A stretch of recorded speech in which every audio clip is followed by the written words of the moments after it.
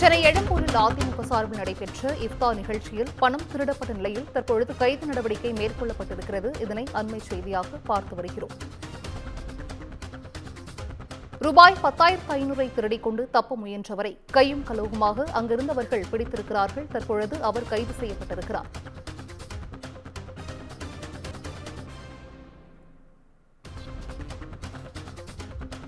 சென்னை எழும்பூரில் அதிமுக சார்பில் நடைபெற்ற இஃப்தார் நிகழ்ச்சியில் பணம் திருடப்பட்ட நிலையில் தற்பொழுது கைது நடவடிக்கை மேற்கொள்ளப்பட்டிருக்கிறது.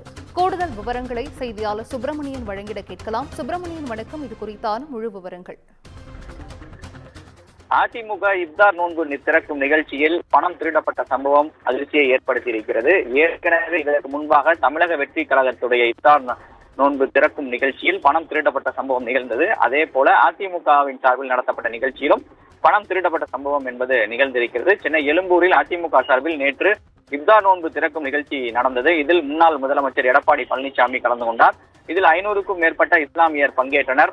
அதே போல எடப்பாடி பழனிசாமி வந்தபோது அவரை வரவேற்க அதிமுக மருத்துவர் அணி துணை செயலாளர் முன்னாள் எம்எல்ஏவுமான டாக்டர் சரவணன் உள்ளிட்ட மூத்த நிர்வாகிகள் வந்தனர். அப்போது சரவணனுடைய உதவியாளராக இருக்கக்கூடிய சுந்தர் என்பவருடைய பாக்கெட்டில் இருந்தக்கூடிய பணம் 10,500 ரூபாய் பணம் திருடப்பட்டது.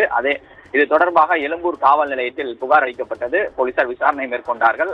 அந்த பணத்தை திருடியவர் அங்கேதான் இருந்திருக்கிறார். அவர் அதிமுக நிர்வாகிகள் பிடித்து எழும்பூர் நிலையத்தில் ஒப்படைத்தனர்.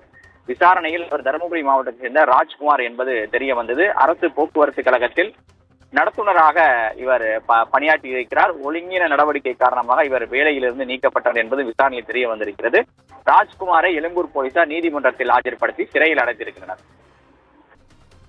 விவரங்களை வழங்கியமைக்கு நன்றி சுப்பிரமணியன்.